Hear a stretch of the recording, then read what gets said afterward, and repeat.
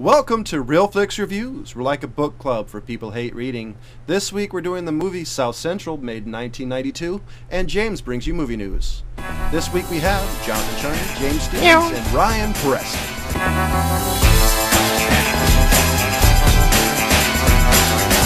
Deuces. I got it here. South Central, 1992, directed by Stephen Milburn Anderson. Man is put to prison for 10 years. Coming out of prison, he wants to live a normal life and stop with the crime, but his son has yet followed. Stop with crime, but his son has yet followed the criminal path of his father. Giggity. Hope y'all got that. Yeah, sure. I gotta say, reading the description, I thought the son would have been older on this movie. Well, sort of. I mean, he was like 1 or whatever when he went into prison. Well, yeah, but I mean, just when you go in this movie, you expect the son to be, I don't know, his mid-teens, maybe 20. I wasn't expecting the kid to be 8. No, he was 10. Yeah. Yeah, 10. But yeah, well, the description sort of skips the first half of the movie because there was the whole thing that happened with Bobby. I think it skips more than the first half. No, I don't think it really skips too much, actually. It's as far as the main story is concerned, but there's kind of a lot of sort of character, stuff leading up to it, Yeah. Yeah. No, he was 10. I mean, there was a reason that he was that young. Because kids are that young when they start doing those things. I'm going to pass this one off to John to start off. Really? Yeah, unless Ryan wants to jump in. No, I'll go.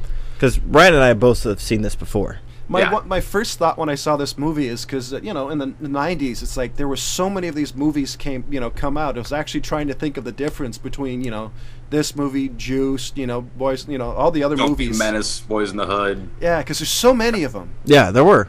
In the 90s, they seemed to come out like once every week. But no, go on. I'm not going to jump into why I picked this yet.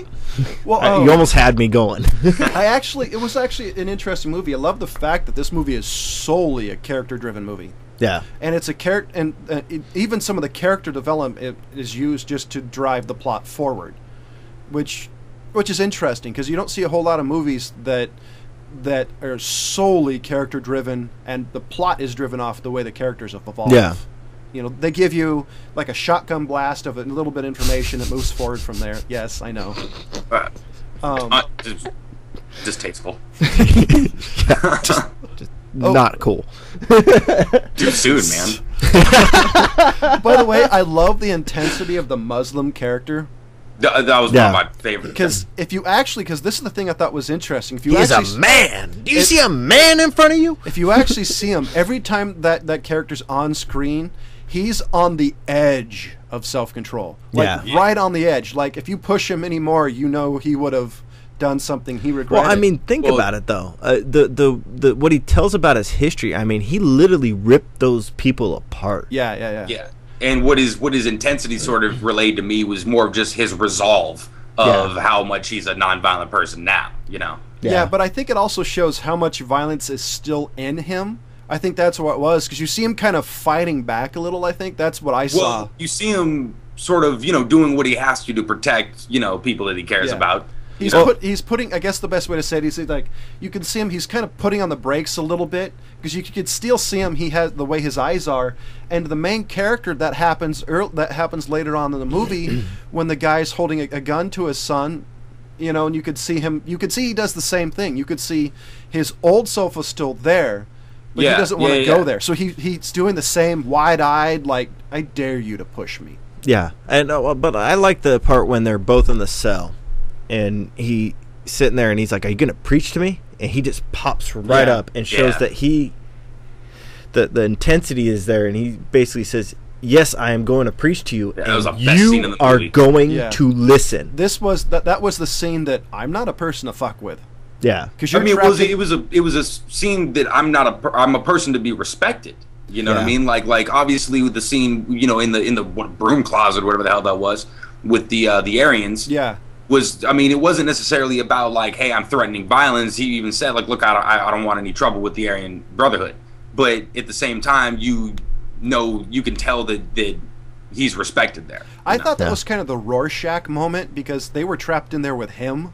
Yeah, that's kind of the way I looked at it. Well, I mean, he was non-violent, but you could see on everybody's faces that he may be non-violent, but they realize he will defend himself. They realize he's here for a reason, and he's non-violent now. What did he do? You know, that was kind of the vibe I got from him. And I thought it was interesting too how they all praised in the beginning, how they praised the main character, you know, for doing dirt and killing the guy. But you didn't see the really support him all that much.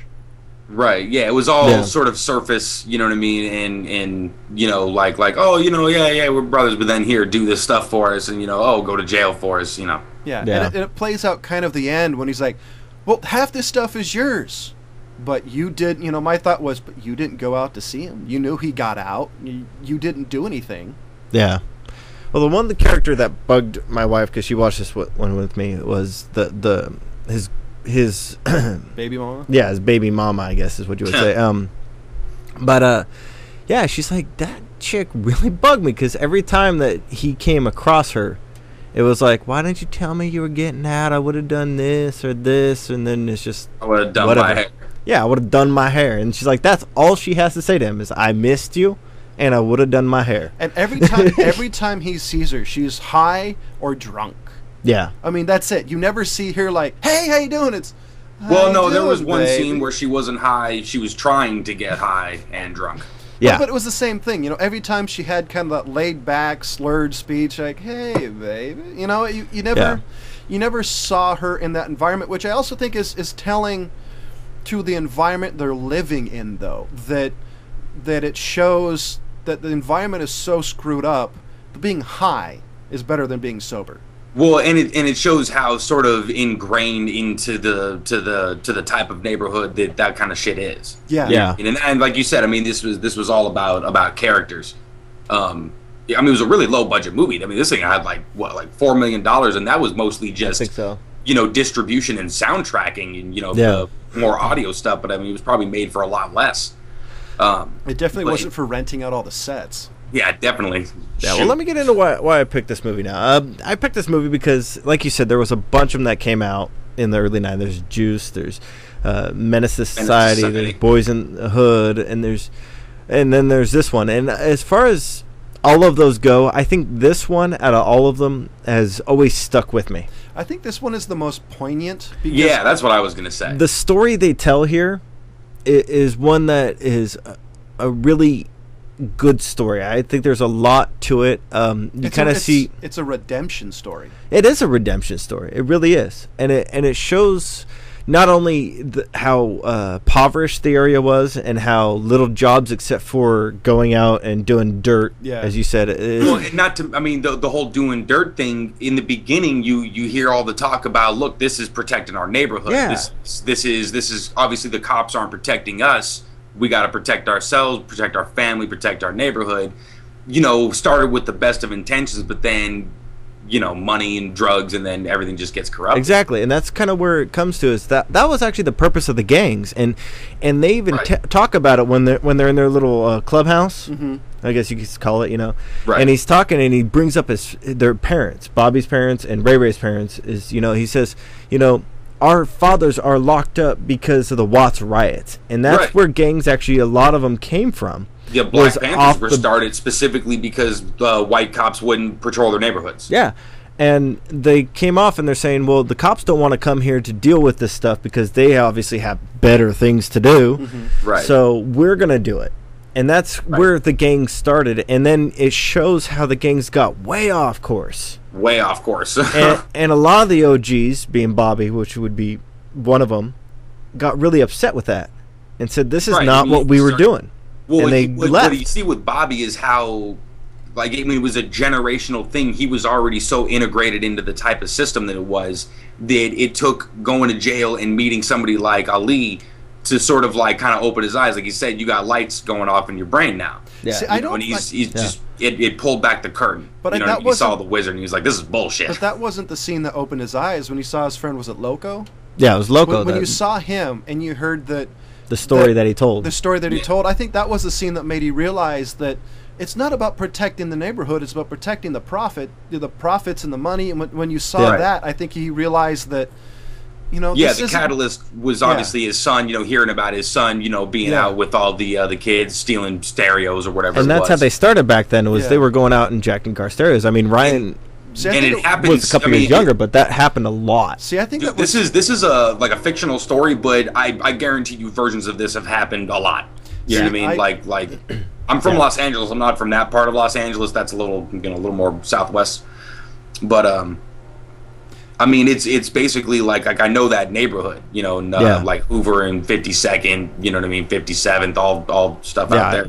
And I live down there, and I know that area too. Sort of based on, but I mean, when you have these kinds of generational problems, it's he's so deep into it that he still has the anger. He's like, I know I don't want to be in this, but then meet somebody like Ali, and he's like, this is why, Yeah.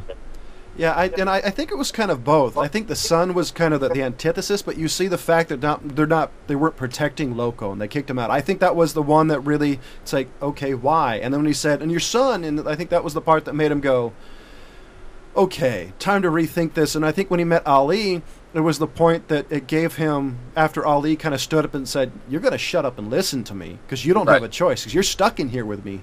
I think that gave him the ability to actually listen, and I think that's what it was. And I think that's why he made him read all the books that he had. I don't remember specifically what they were, but I mean, there were a lot of Martin Luther King, kind of the Underground Railroad books, those types, where they came from. But he said it's about attitude. You know what I mean? You got to change your attitude. Yeah. The point of this movie, as far as I was ever concerned, was it shows the necessity for that area to actually have real fathers. And that point where he's sitting there, and what I always took that as is that in that sense you have two dads. Mm-hmm. You got the gang, who's going to raise your son to be a gang member and not be a good dad. And it's not necessarily that the kids are bad, because that was the part when he's in the hospital and they're showing the honky ball and all that stuff, and he kind of redeemed himself in that nurse's eyes because it was somebody of a good influence influencing him. Mm-hmm. And then he goes right back into the gangs, and they influence him in a bad direction again. And then when he's sitting there and he's like, Ray, you and I didn't have dads. Mm-hmm. Let me be a dad to this boy. And you see the look on Ray's face, like, oh shit. Yeah. Well, I think that was this. Yeah, the oh shit scene. I think was the scene that gave the main character permission to leave, was the fact that he's right. Yeah. But I think before that, he realized, like, as soon as he said it, it snaps into focus. Like, damn, that is really why we do this. You know what I mean? I think the thing with his son, I thought the most interesting point was after he got out in the hospital into that group home, and you saw people starting to kind of starting to gang up on him, whatever. And when he said deuces, you get to see here. Yeah, you get to see the fact that he's like, crap. He's thrown back into it so much. He's like, it's the only way he could protect himself. Yeah, yeah, exactly. So I mean, it's just it's a vicious cycle. It is. It really is, especially in an area where there were lots of gangs running rampant, which is where he was. I mean, there's probably 3 gangs represented in just that group home. Oh, sure. Yeah. The thing that I actually wrote down was a lot. Let's see. To me, and this is going to be a little odd, but it has some parallels with American History X when Norton's character was in jail, and the black dude was really, really trying to help him to see the light of how everybody's equal. I think that has similarities with Ali too, because Ali's saying, you can't do this. You got to stop this violence. Be better than the situation you're in. And I saw that going, hey, there's a lot of parallels there. Yeah. Yeah. Well, I mean, there's American History X was a little more just kind of like really just dumb ignorance. You know what I'm saying? Just teenage angst, but turned into just this extreme hate. It wasn't. This was about societal, like you have no choice. Like Loco says to him in jail, like when Bobby tells him he's 10 years old, he's like, that they don't ask any questions at that age. Yeah. When somebody gets to you at 10 years old and says, hey man, here's some money, you can take care of your family and your friends. All you got to do is just, do a couple little things for me. Yeah. You don't even think about it. Well, just go get that stereo. It's insured. I think, American History X is, situational, or I think this one is a societal thing. Right. You get to see because of the poverty, no money, poor politics. And like James said, I mean, the lack of just, if your father doesn't stick around, you don't know shit. Yeah. Yeah, he doesn't tell you, don't follow my mistakes. Yeah, and I think the greatest part about this movie to me is you get to see him struggle with that. You get to see him struggle with his old self, being the I'm a badass gang member. You can't do anything, to the new guy who's like, I don't want to do this. This isn't who I want to be. So you get to see. I love the struggle it shows, because every time he's at a jail, you could see him when he's talking to his girlfriend or wife, to seeing Girlfriend. You get to the part when he's dealing with the other gang members and the kids. You get to see that his old self is right there, and that's the same where where Ali was. You get to see that it's a constant struggle to be the better man, and I really liked that redemptive part. I thought that was the best part of the movie. Yeah, I agree. That was a really good part of the movie. Anyways, I think this movie is one of those that's really a story-driven movie, and it's backed up by actually a good actor. I really like Glenn Plummer. Yeah, hell yeah. He's one came of the off earlier things he's done, and he's had a hell of a career since. He has a really good career, and there's a lot of roles that he's done similar to this, and there's a lot of roles that are completely different. I think he was. Yeah, I believe he was in Colors. Yeah, I'm almost positive he was. Yeah, I think he was. Last I looked up his career, I think he was Colors. Anyways, so I backed off that. I actually would just toss this one up with a 4, because I mean, it's like Ryan said, it's a low budget movie. It wasn't really like blockbuster type of movie. Well, shit, I've said it once, I'll say it again. I mean, indie movies, they're made because they have heart. Yeah. You know, I mean, somebody felt they knew the material and wrote it, and this is what you get. Yeah. I'll agree. I give it a 4 out of 5. Same reason. This movie has. I still think this movie is still relevant today. Yeah. If you look at the you know what? It's funny because nowadays, I've seen this movie a few times, but usually, it was a while back. But now it kind of just plays like sort of like a period piece. You know? Yeah. But it's one of those period pieces that when you go back and watch it, you get memories of what that time was. Yeah, hell yeah. And like he said, it wasn't based off of any real events, but they happened. Everything in that movie, I'm sure, happened at some point. Well, yeah. I think it wasn't based on a true story, but it was based on real events. I can tell you for a fact that's what that neighborhood was like. That's what the people were like. That's what the system was like. I mean, that was it. That was Los Angeles in the early 90s. So what do you give it, Ryan? What's your... Oh, that's a 4, man. I'm totally agreeing with you guys on this one. I love this movie. Yeah, this is one of those that I stuck around, and I always kind of joke around just going deuces at people just to see if they get the reference. So, I mean, this is one of those movies that if you haven't seen it, it's worth taking the time to watch it just because of the fact that the story's there.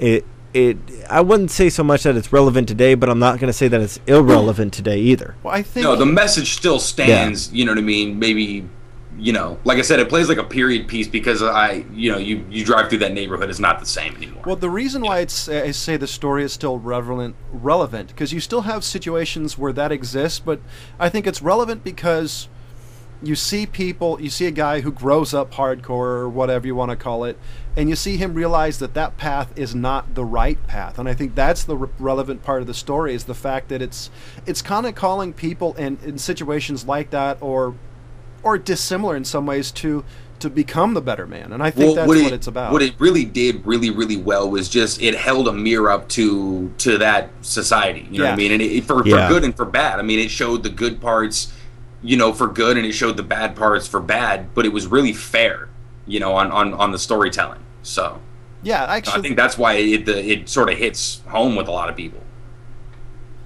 And I agree.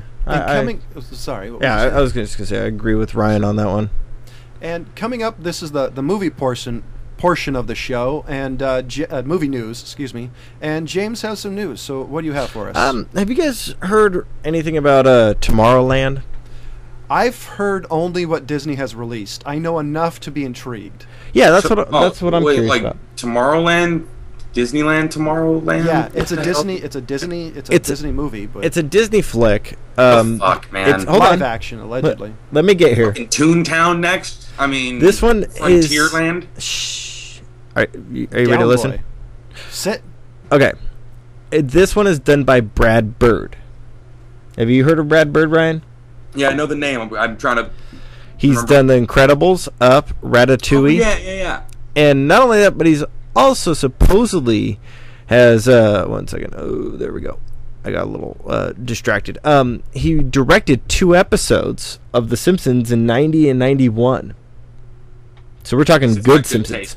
Is this a joint Pixar thing, or is this guy now just working for Disney? Well, I think this is Pixar are geniuses. Disney are money mongers. Well, here's the thing: Disney owns Marvel. The Marvel movies you're seeing are Disney. Yeah. No, I understand that, but I'm saying like. So this is Disney. From everything I've heard, this is Disney live action. But hold on, what was that? Tomorrowland. Sounds. But this is Disney live action, though. But it has an interesting cast. Do you know who Judy Greer is? Not off the top of my head. Archer. Oh yeah. The woman that plays the mom. No. Or is that Pam? Pam, I believe.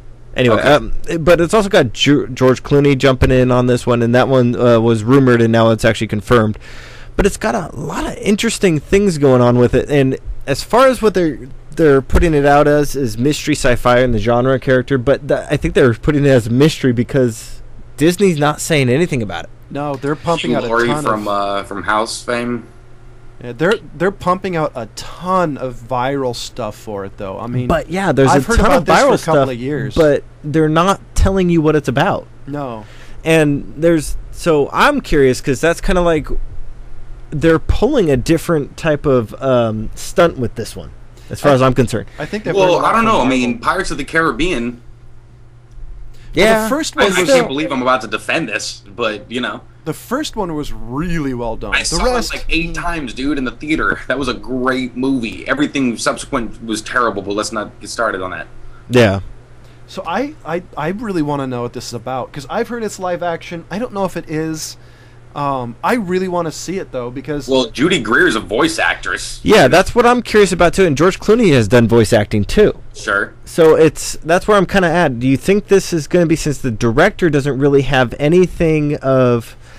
live action put in there, do you think this is going to actually be live action? Because that's what I was under the impression too. So is it live action, or is it going to be I don't want to say 3D animation, but the type of Pixar animation type of thing? This is what makes me think it's going to be a cartoon.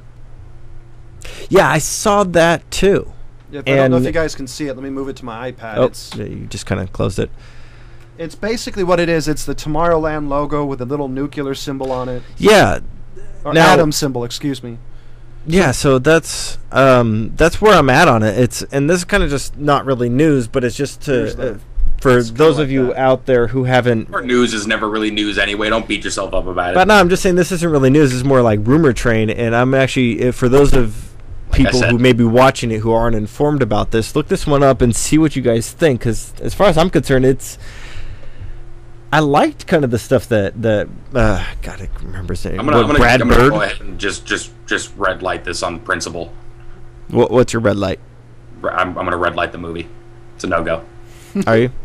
But I like the movies that Brad Bird has put out. I enjoyed Ratatouille. As far as I was concerned with Ratatouille as being a cook, they informed somebody about that stuff.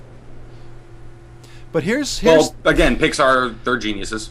Well, here's The Incredibles. You did not like The Incredibles? No, Pixar is geniuses. They're geniuses. I know, but you're saying Disney's going to screw this one up. No, I'm saying is it just Disney, or is it you know? Well, I don't know. Disney's name is on it. Pixar's is Disney. Yeah. Are they just like Marvel is Disney? Okay. Disney. Then if they absorbed all the, yeah. Disney controls everything. Man, I don't know, dude. Well, here's the Disney controls everything. Well, here's the question. I know. Well, here is the sole question. Is it really about Tomorrowland, or what Tomorrowland is based on? That's what I'm curious about, and I think that's what they're trying to get you to think. The Tomorrowland when it was invented or whatever in the. Well, no. Here's. But the other point that I want to bring. Well, here's the okay, thing. go on. I want to bring up one point. Is it about some futuristic vision, post-apocalyptic, something that made like a happier future, blah blah blah blah, something that made Walt Disney go, "Oh, I like the idea of a Tomorrowland. I'm going to make a Tomorrowland." Is it based off that, or will it be in the park of Tomorrowland? Because if it's like that, then I think it's going to suck. Well, I agree, but the point that I want to bring up too is all these little kind of teasers that they've been tossing everybody, or little crumbs that they've been tossing everybody. Lots of little crumbs. That is not for the kids. No. So who are they really marketing to right now with this flick? People who remember what Tomorrowland is? No, I'm thinking like our age. I think that's what they're after with these types of things. Is they're trying to intrigue us enough to go and see it, and possibly take our kids. Because they've been releasing they released like a box, and this box was about Tomorrowland. They've done some crazy stuff. And you brought up Pirates of the Caribbean and how they played it off that one too. I mean, that one. At least that was, here's a ride that sort of has like this story theme thing going through. Tomorrowland is Tomorrowland. There's a bunch of different shit going on. Have you seen the Haunted House movie? No. Why would I do that? The original one? Disney's Haunted House. The original one? There's only one. There was the one with Eddie Murphy. There was another one too. About the actual haunted house? I don't know. Because that, Disney doesn't have a great track record with making rides and with ride movies. I mean, we all understand that they do this stuff so they can make money, right? Oh, of course. But it also has to be good. This could go either way. Yeah, I agree with Ryan on the fact that this can go either way. But right now it has me intrigued. But on the other thing, so did Guillermo del Toro's Pacific Rim, which I liked. But you look at all the stuff they had into it, they played it off as better than I think it turned into. Yeah. I don't know. See, that's the problem with doing viral marketing campaigns. Because if you take a look, OCP for RoboCop has a website. Yeah. I'm not kidding either. Well, wasn't there also some stuff that they did for Resident Evil Online too? Mm-hmm. Yeah, there was some stuff that they put on there for that. So I don't. The problem is Mila Djokovic, and I don't believe I'm saying that. The problem is that they did too many of them. Yeah. If they had just stopped with the first two. At least you stopped hearing about them after the first two. That's true. No, they could have stopped after the first one. Yeah, that's hindsight. Anyways, but yeah, so that's kind of what I was bringing up. Is I was just seeing what you guys had heard about it. I kind of agree with Ryan on the fact that they have a high chance of screwing this one up too. That it's possibly going to be a no-go. I don't know. I'll give it a shot. I'll give him a chance, but I actually agree with you guys. Dude, you're giving Ben Affleck a shot. Shut up. But like I said, I'm reserving judgment. Reserve judgment here, jackass. I agree. There's a high percentage of suckage. I also think there's a high percentage for it to be at least entertaining. But I gotta say, I'm getting sick of this marketing style. Yeah, me too, man. That's what I'm just sitting there like, fuck, man, I can't believe this has turned into this. Yeah, it's like we've gotten to the point that you've had so many complaints about the best part of the movie was all in the trailer that you're going to show no trailer now. Do you know what this really reminds me of? Prometheus. You had the original Prometheus script was amazing. It tied into aliens. It was awesome. And then you got a movie that turned into Prometheus. And, as far as I'm concerned, that movie could have been worse. It this all just seems like printing money to me. It is. In a world where like really good stories aren't being told because people want to just fucking print money. But see, that's why I think that's why indie movies are really popular. Right, yeah, and then they're starting to get a lot more. There's a lot more formats for indie movies to sort of get out there. You have to look for them a little more. Yeah, but what my wife said recently is, we need to stop making comic book movies. Go back to original scripts. I don't know if put some effort into thinking. I disagree that we should stop making comic movies. I disagree with the fact that we need to only making comic exactly. That does not need to be our only new movies coming out. I was cool with it when it was once every other year. You know what I mean? Like that's fine. But not 6 times a year. I think. Yeah, seriously. I think you got to do it if you can do it well. Like if you look how they pulled off Avengers. That is amazing. They made 4 or 5 movies that tied into one big movie that'll tie into other movies. And that's pretty much what they're doing. And then, like I said, I mean, it's a money print, but they're giving it to at least good people who are going to make good products, most likely. And you're doing it in a way that has never been done before, ever. I have never seen movies that tie into other movies that tie in another movie that is made way down the line. If they can do... I'm tired of bad superhero movies. That's the thing. X-Men. Yeah, 1, 2, and 3. I don't know, dude. They're doing Days of Future Past, dude. I'm No. X-Men First Class and X-Men Days of Future Class are redeeming that whole... Yes, thing. Yes. That I agree. So I'm happy with. But the X-Men 1, 2, 3, and Origins, and Wolverine. Reserve judgment. So, ladies and gentlemen, thank you for watching Real Flix Reviews. Yeah. I gave South Central a 4 to 5. James got a 4 to 5. Ryan gave it a 4 to 5. Deuces. And next week is Ryan's pick. So, have you decided on which movie you're going to let us watch? Let you watch? Yeah, I did actually. I went back and forth between a handful of this is a serious movie with a message, but then I settled on a sort of a lesser known Mel Brooks movie that I know a lot of people haven't seen, and it kind of upsets me because it's really one of his more kind of personal stories. You know what I mean? It's a little more serious than his usual stuff, but it's still a Mel Brooks movie. It's called To Be or Not to Be, from 1983, starring Mel Brooks, Anne Bancroft, and a very, very young Tim Matheson. I was kind of hoping it was going to be Nazis on Ice. Close. Very, very close. It's Nazis in space. Close enough. Again, very close. So, ladies and gentlemen, thank you for watching Real Flix Reviews. See us next week. Meow.